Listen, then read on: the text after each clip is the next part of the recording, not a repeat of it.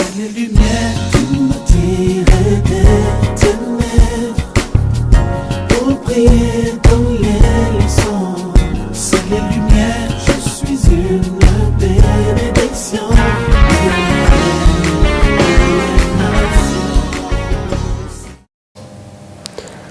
Bonjour, je m'appelle Maxime Pedro Toto. Je suis d'origine camerounaise, membre de l'église Évidence à Montrouge, à Paris. Alors j'aimerais remercier à Corinne et Claudie qui m'ont permis d'être en relation avec le studio Art & Voice afin que je puisse partager la bonne nouvelle de Jésus-Christ, mon témoignage, ma conversion. Qu'il soit béni dans le nom de Jésus-Christ et je les remercie énormément. J'aimerais vous témoigner de ma conversion aujourd'hui. Comment est-ce que j'ai rencontré le Seigneur Jésus-Christ? Comment il est venu à moi, il m'a parlé et il m'a touché et je l'ai cherché, je l'ai trouvé.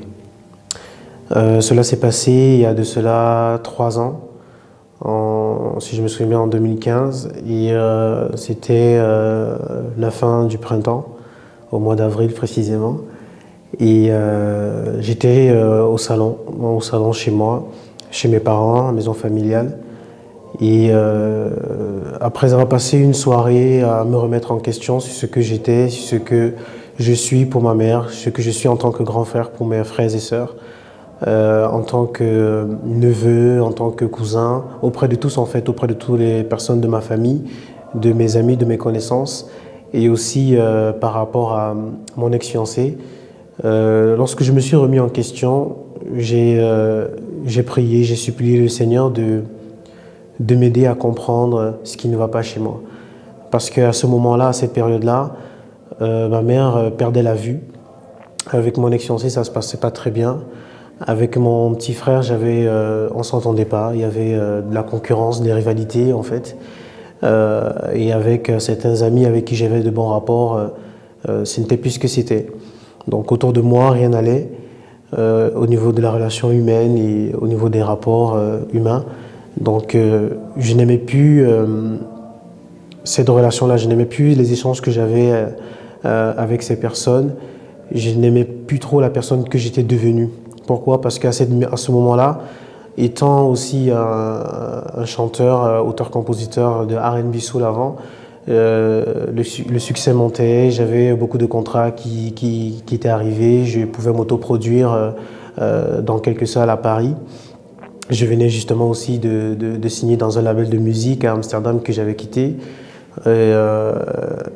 Et quand tout est allé très vite, j'ai vu que ma personne changeait, je devenais beaucoup plus arrogant, fier de moi-même. J'étais moins intéressé aux personnes qui étaient autour de moi, surtout envers mon ex-fiancé. Et suite à ça, en fait, au Discord que nous avons eu, nous avons été séparés. Je me suis retrouvé à la maison familiale où, comme je disais dès le début, je me suis remis en question. J'ai demandé au Seigneur de me répondre, qu'il me dise mais comment est-ce que j'ai fait pour arriver là où je suis? Qu'est-ce qui s'est passé? Où est-ce que j'ai chuté? Où est-ce que je suis tombé?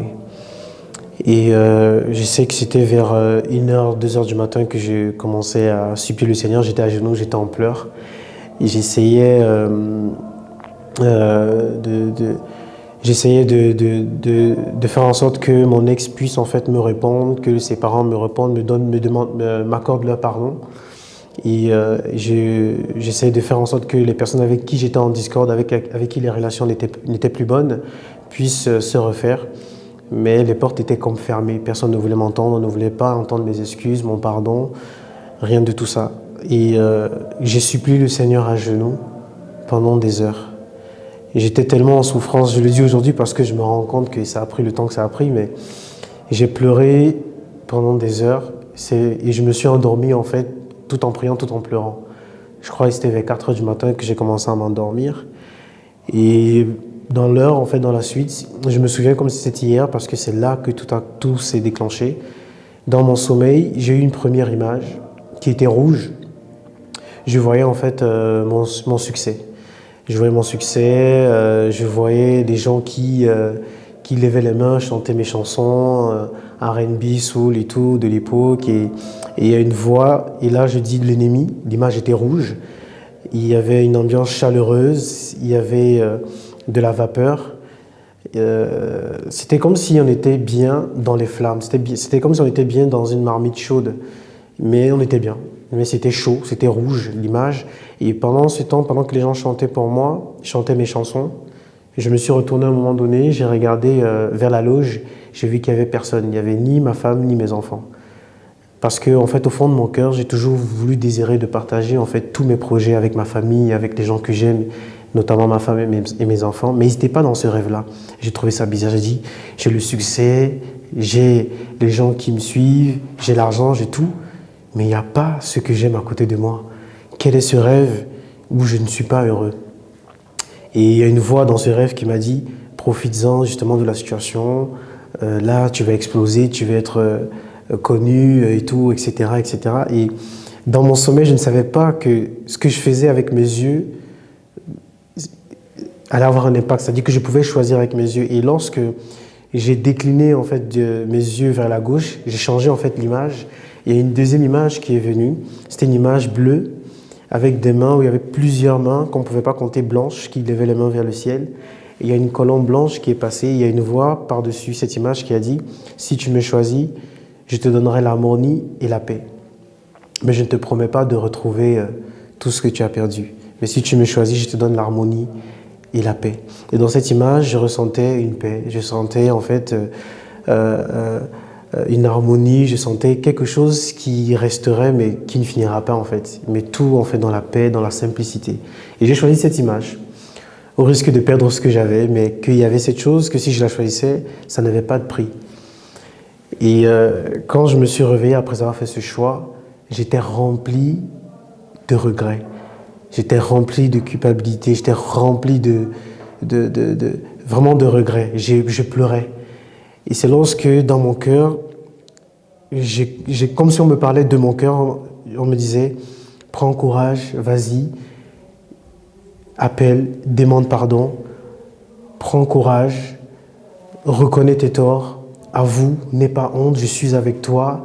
Reconnais tout, même ce qu'ils ne savent pas, dis et avoue tout. » C'est alors que j'ai appelé mon ex-fiancé, je l'ai supplié qu'on se revoie pour que je lui présente mes excuses et au-delà même aussi qu'on puisse se remettre ensemble. J'ai supplié pendant 3 mois, c'était pas possible. Et c'était que ça, en fait, que des refus, que des non. Et sa maman, en fait, elle était l'une des premières personnes qui m'a accordé son pardon. Et quand elle m'a dit « Je te pardonne, mon fils », ça a été comme un poids, comme quelque chose qui a été retiré. Et j'ai eu, en fait, beaucoup de courage par la suite. Et j'ai aussi découvert, expérimenté le pardon, l'amour, en fait, l'amour du pardon et ce que ça peut faire, en fait, à l'intérieur. Et lorsqu'elle m'a dit ça, j'ai senti ce changement en moi parce que j'ai reçu quelque chose de vrai. Ça m'a donné la force. Par la grâce de Dieu, 3-4 mois après, elle a accepté de m'excuser, de m'écouter. Je l'ai rencontrée, je lui ai demandé pardon. Je me suis mis à genoux devant elle, sa maman. Je lui ai demandé pardon. Ça m'a demandé beaucoup de courage, mais il fallait que je le fasse. J'ai demandé pardon aussi à son père, aux membres de sa famille. Il fallait que j'aille voir chaque personne. Je ressentais ça dans mon cœur et il fallait que j'aille voir chaque personne de sa famille pour demander pardon parce que c'était leur enfant. Et comme elle souffrait, forcément, eux aussi, ils souffraient. Donc, Dieu m'a permis d'expérimenter, en fait, l'humilité. Il m'a permis d'expérimenter le pardon. Il m'a permis d'expérimenter aussi le vrai amour qui ne compte pas. Alors que j'avais tous les torts, alors que j'étais rejeté, alors que je n'avais plus rien et j'avais tout perdu. Parce que lorsque j'ai choisi cette image, j'avais choisi justement de suivre le Seigneur, de suivre Jésus-Christ et d'abandonner tout ce que j'avais comme avantage et les contrats que j'avais, ben Dieu m'a montré qu'en fait, qu'en le choisissant, je pouvais en fait déjà retrouver l'amour au travers des personnes qui sont là autour de moi. J'ai expérimenté l'amour du Seigneur à chacune des personnes qui m'ont pardonné, à chacune des personnes qui ont accepté de m'entendre, de me recevoir. Et j'ai aussi expérimenté la réconciliation, j'ai expérimenté la gratitude, l'humilité. Combien de fois en fait il faut se rabaisser, quel que soit notre statut, notre rang social, ce qu'on a pu être et ce qu'on peut être même aujourd'hui, qu'il ne faut pas regarder à soi, il faut regarder à l'autre, à l'intérêt de l'autre en fait, et lui donner en fait ce qui pourra lui permettre de vivre, donc aimer. Et lorsque j'ai reçu cet amour, j'étais rempli pendant des mois, j'étais avec le Seigneur. Et j'avais que ce rythme-là pendant presque 1 an. J'ai mis 1 an avant de trouver une église, c'était travail, lecture de la Bible, prière, dodo. Et ça a duré comme ça pendant presque 1 an. J'allais à des invitations par-ci par-là par des frères et sœurs. Et j'ai même en fait une sœur qui m'avait dit oui, pourquoi est-ce que tu ne trouves pas tout de suite une église? Mais je ne sentais pas en fait le fait d'aller tout de suite vers des personnes, mais d'être dans la présence de Dieu, de pouvoir recevoir, de pouvoir lire, de pouvoir entendre ce qu'il avait à me dire, de me redécouvrir en fait ce qu'il avait à me dire dans sa parole. Et ça me faisait beaucoup de bien, ça m'a fait beaucoup de bien. Et j'ai tout de suite envie de donner l'appareil en fait aux membres de ma famille. Il a restauré en fait mon statut quand je l'ai accepté. Il m'a réenseigné à aimer, ma mère a réenseigné à aimer mon frère, ma sœur, tous mes proches, ceux avec qui j'avais des discordes. Il m'a réconcilié avec certaines personnes et avec d'autres, ça devait rester tel que nous sommes aujourd'hui. Mais tout dans l'amour et le respect. Et je bénis le Seigneur pour ça. J'ai appris beaucoup et il m'a enseigné beaucoup et il m'enseigne encore beaucoup dans l'amour, le pardon que nous pouvons apporter en fait aux autres en fait. Et il fallait que ça passe par ce que j'ai pu vivre et tout. Et il fallait que voilà, j'expérimente moi-même pour comprendre ce que le Seigneur voulait me dire. Et ça m'a demandé ça et j'ai rencontré Jésus ainsi au travers des personnes avec qui je devais aller et restituer et demander pardon, avouer et aimer de nouveau d'une nouvelle manière avec le Seigneur Jésus-Christ. Donc, par la suite, jusqu'aujourd'hui, là, où je le sers, où je le loue, je l'adore, je découvre et j'expérimente encore les diverses facettes, les diverses possibilités, ce que Dieu est capable de faire en fait. Et c'est un Dieu puissant, c'est un Dieu d'amour, c'est un Dieu saint, c'est un Dieu de pardon miséricordieux, plein de compassion et de patience. Et le monde nous a déformés et c'est lui qui nous réforme aujourd'hui. Et c'est un travail que nous devons nous laisser en fait entre ses mains pour qu'il puisse nous travailler chaque jour. Et il m'avait donné cette parole, si je puisse m'exprimer ainsi, c'est n'oublie pas la grâce. Il m'avait donné une phrase qui disait à peu près de ne pas oublier la grâce que nous avons reçue. Souviens-toi de la grâce que tu as reçue, souviens-toi de ce que tu as été. Lorsque tu oublies ce que tu as été, tu oublies ce que tu as reçu. Tu rejettes facilement ce que tu as entre tes mains. Le fait de savoir où tu es tombé te permet de rester dans l'humilité, de pouvoir rester prosterné face à lui, en sachant demander avec humilité ce dont tu as besoin pour pouvoir avancer en fait avec lui, se souvenir de la grâce en fait que nous avons reçue. C'est une chose que j'ai reçue du Seigneur et que j'aimerais aussi partager à tout le monde, à vous tous. Et c'est un travail de tous les jours au quotidien. Et l'une des choses sur laquelle il m'a appelé, c'est aimer, apprendre à aimer. Quiconque, comme il dit dans sa parole, il n'y a ni juif, ni grec, ni esclave, ni libre, ni riche. Nous sommes tous enfants de Jésus-Christ, nous sommes tous dans le Seigneur. Et c'est ça en fait, nous devons nous retrouver dans cette identité de l'amour et c'est en ça que le Seigneur principalement m'a appelé et voilà. Toi mon frère, toi ma sœur qui m'écoute, j'aimerais t'encourager comme le Seigneur m'a encouragé. Je sais que ce n'est pas facile et tu diras au Seigneur, Seigneur, ce n'est pas facile, qu'est-ce que c'est difficile. Mais tu as reçu l'amour de Jésus-Christ, tu as reçu son amour qui te permet de pouvoir aimer de nouveau, qui te permet de pouvoir réparer, de pouvoir réconcilier. Et j'aimerais t'encourager à réconcilier, à réparer ce qui est encore possible aujourd'hui. Et Dieu qui est amour déversera par toi. Et c'est ce à quoi il nous a appelés à aimer les uns les autres, à nous aimer les uns les autres, à aimer ton frère, ton père, ta mère, tes cousins, tes frères et sœurs, et ceux que tu croises, tes voisins aussi. Car le bonjour simple que tu lui donnes est un amour aussi. Et ça lui donnera le sourire d'aller au travail. Ce petit bonjour que tu donnes à ton voisin, que tu donnes à toutes les personnes que tu peux croiser, c'est important. C'est une manière de manifester de l'amour. Et je t'encourage à cela. Malgré ce que nous pouvons vivre dans ce monde, même si nous ne recevons pas forcément ce dont nous réclamons en premier, donnons-leur d'abord ce que nous avons reçu du Seigneur Jésus-Christ. Prenons à la source du Seigneur et donnons aux autres. Cultivons ainsi notre amour afin de porter de meilleurs fruits plus tard. Et j'aimerais t'encourager à cela mon frère, ma soeur, d'aimer et de continuer à aimer et apprendre à aimer. J'aimerais aussi vous parler de l'album que je prévois de sortir par la grâce de Dieu pour 2019. L'album s'appelle Conversion. Ça parle de ma conversion, de ce que le Seigneur Jésus-Christ a fait dans ma vie, de quand j'étais dans le monde à aujourd'hui dans le royaume des cieux avec vous tous, frères et sœurs. Et voilà, donc j'ai pour le moment sorti un titre en fait introductif au projet, à l'album, qui s'appelle Monte ici, justement, qui parle de ce que j'étais à ce que je suis devenu grâce à Dieu. Au moment où en fait j'étais dans le monde, ce que j'ai pu traverser, il fallait que je monte pour venir en fait à Jésus-Christ quand il m'a dit de venir à lui, de monter, de venir à lui en fait.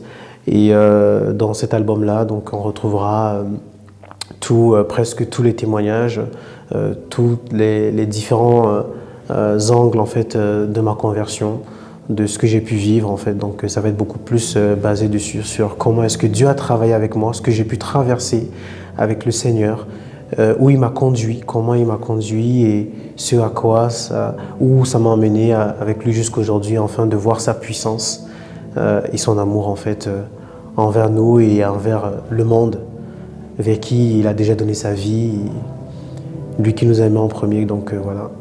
Et je vais vous interpréter justement Monte ici et partager avec vous et avec joie cette histoire.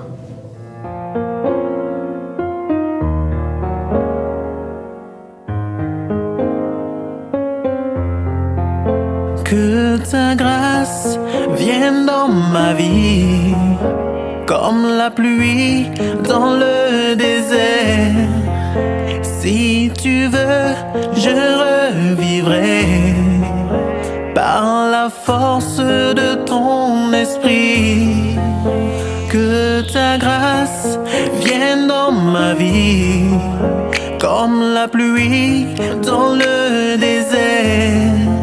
Si tu veux, je revivrai par la force de ton esprit. Crainte ici, peur là-bas, tribulation, persécution. Crainte ici, peur là-bas, humiliation. Et tu m'appelles, tu me dis: monte ici, monte ici, monte ici. Je te ferai voir ton avenir. Il me dit: monte ici, monte ici, monte ici. Je te ferai voir les choses cachées. Il me dit: monte ici, monte ici, monte ici. Je te ferai voir ton avenir. Il me dit: monte ici, monte ici, monte ici. Je te ferai voir les choses cachées. La vie est belle pour tous ceux qui se confient en ta parole. Une vie nouvelle pour tous ceux qui se confient en ta parole. Oh mon Dieu, agis encore. Oh mon Dieu, je t'en supplie. Oh mon Dieu, agis encore. Oh mon Dieu, renouvelle mon cœur. Mote manangai ezobeta ponayo. Mote manangai ezobeta ponayo. Nabodiwa mulema mwan. Nabodiwa mulema mwamie. Monte ici, monte ici, monte ici. Je te ferai voir ton avenir. Il me dit: monte ici, monte ici, monte ici. Je te ferai voir les choses cachées.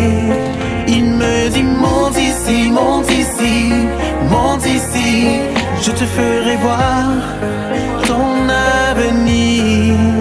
Il me dit: monte ici, monte ici. ici, monte ici, je te ferai voir des choses cachées. Il m'invite au travers du voile.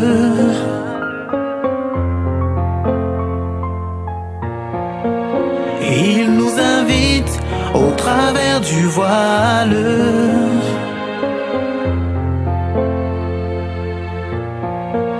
Il m'invite au travers du voile.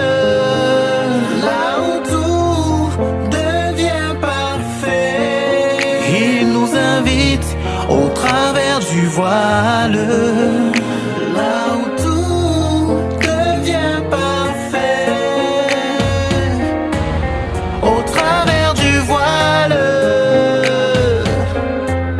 Au travers du voile.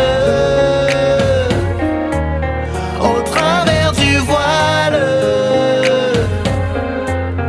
Au travers du voile. Là où tout devient parfait. Monte ici, monte ici, monte ici. Je te ferai voir ton avenir. Il me dit monte ici, monte ici, monte ici. Je te ferai voir les choses cachées. Il me dit monte ici, monte ici, monte ici. Je te ferai voir ton avenir. Il me dit monte ici, monte ici, monte ici. Je te ferai voir les choses cachées.